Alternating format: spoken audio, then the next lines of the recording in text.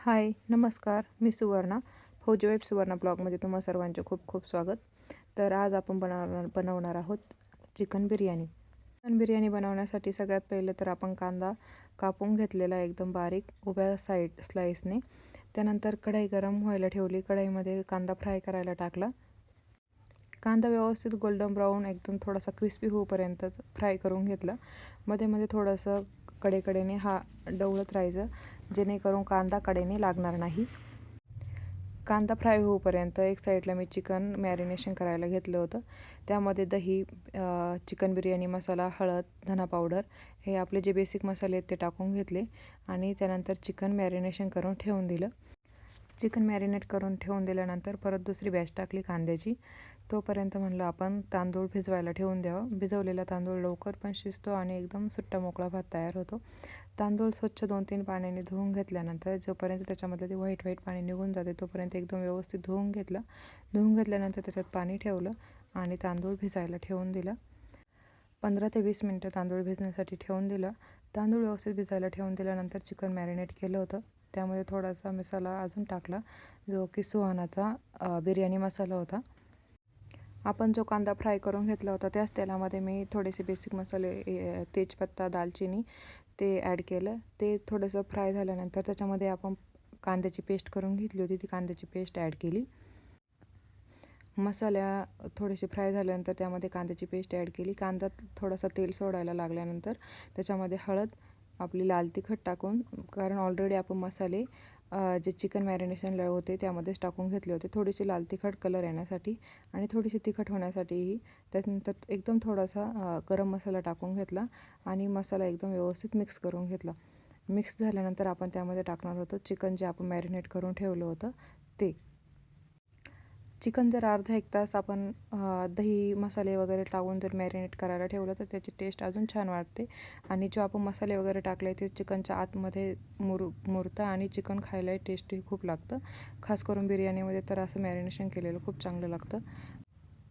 कांदा आणि मसाले व्यवस्थित फ्राय झाल्यानंतर त्यामध्ये चिकन ॲड करून घेतलं आणि चिकन आणि मसाले व्यवस्थित मिक्स होईपर्यंत मिक्स करून घेतले. व्यवस्थित मिक्स झाल्यानंतर त्याला थोडंसं आपण झाकण ठेवून शिजवून घेणार आहोत, जेणेकरून त्याला पाणी टाकायची गरज येणार नाही. फक्त त्याच्याच पाण्याने जे चिकन शिजलं जातं त्याची टेस्ट खूप छान लागते. चिकन आपण झाकण ठेवून आता शिजवून घेऊ. 5 ते 7 मिनटानंतर आपण उघडून बघायचं आहे, जेणेकरून चिकन खाली लागणार नाही. उघडल्यानंतर त्याला स्वतःचंच पाणी सुटतं थोडं जे आपण दही वगैरे टाकल्यामुळे आणि मसाल्यांमुळे. ते एकदम व्यवस्थित शिजलेलं आहे. अजून थोडंसं शिजून झाल्यानंतर आपण दम द्यायला घेऊयात. चिकन पूर्ण पण आपण 100% शिजवून घेत नाही आहे. 70, 75, 80% चिकन शिजल्यानंतर आपण दम देऊन घेतो. इथे मी एक मोठ्या पातेल्यामध्ये पाणी गरम करायला ठेवलं होतं, जेणेकरून आपल्याला आता तांदूळ शिजवून घ्यायचा होता. पाण्याला छान उकळी आल्यानंतरच त्यामध्ये आपण खडे मसाले टाकून घेतले. खडे मसाले टाकून घेतल्यानंतर जो आपण भिजवून ठेवलेला तांदूळ होता तो आपण त्यात ॲड केला. उकळी आल्यानंतरच आपण त्यामध्ये तांदूळ ॲड करतो, जेणेकरून भात एकदम सुट्टा आणि व्यवस्थित होतो. तांदूळ भिजवून घेतल्यानंतर शिजायला जास्त वेळ लागत नाही. 5 ते 7 मिनटामध्ये तांदूळ एकदम व्यवस्थित शिजतो. त्यामध्ये एक फोड थोडीशी जर लिंबाची टाकली तर आपले जे पातेल्याला खाली काळा थर येतो तर तो येत नाही, त्यामुळे मीही थोडीशी लिंबाची फोड टाकली होती. आता आपला भातही शिजवून रेडी झाला आहे. पाणी एकदम व्यवस्थित ओतून घेतल्यानंतर भात चाळणीमध्ये काढून घेतला आणि आपला भात एकदम व्यवस्थित मोकळा शिजून झाला आहे. आता आपण दम द्यायला घेतो आहे, तर त्यासाठी मी अगोदर पातेल्यामध्ये बटाट्याच्या स्लाईस बारीक कापून घेतल्या आणि त्यानंतर आपण जी चिकनची ग्रेव्ही आणि चिकन मी व्यवस्थित पातेल्यामध्ये टाकून घेतलं आहे.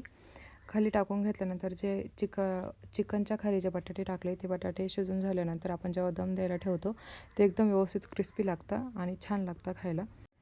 आता दम द्यायला आपण चिकन टाकून घेतले. आता चिकन नंतर आपण लेयर टाकणार आहे भाताची. भात तोपर्यंत थोडासा नॉर्मल गार झाला होता. मग मी भात पण त्यामध्ये ॲड करून घेतला आणि तोपर्यंत एका साईडला तवा ठेवला होता प्रीहीट होण्यासाठी. तवा थोडासा प्रीहीट झाला की आपण त्यावरती पातेलं ठेवून आणि झाकण ठेवून 20 ते 25 मिनटासाठी आपण दम द्यायला ठेवणार आहोत.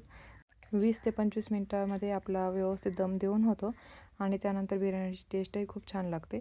25 मिनटं आपण एकदम स्लो फ्लेमवरती तव्यावरती पातेलं ठेवून एकदम स्लो फ्लेमवरती आपण त्याची दम द्यायला ठेवायचं. तांदूळ व्यवस्थित पसरून झाल्यानंतर मी त्यावरती थोडासा जो आपण कांदा पहिला फ्राय करून घेतला होता, तो कांदा जेवढा जास्त आपण कांदा फ्राय करून त्यावरती टाकतो तेवढी कांद्याची टेस्टही खूप छान लागते. कांदा मी जेवढा फ्राय करून घेतला होता, तळून घेतला होता, तेवढा सगळा कांदा त्यावरती पसरून दिला.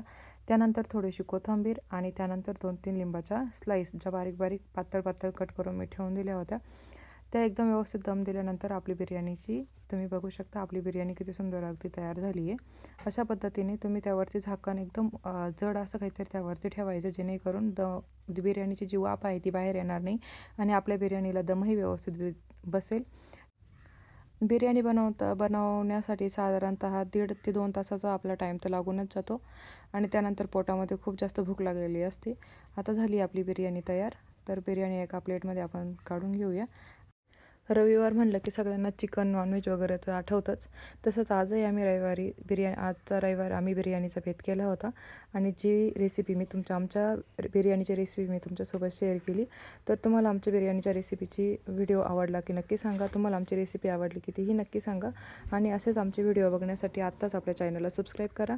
त्या चॅनलचं नाव आहे फौजी वाईफ सुवर्णा ब्लॉग्स. आणि चला भेटूया आता नेक्स्ट ब्लॉगमध्ये. तोपर्यंत सर्वांना बाय बाय.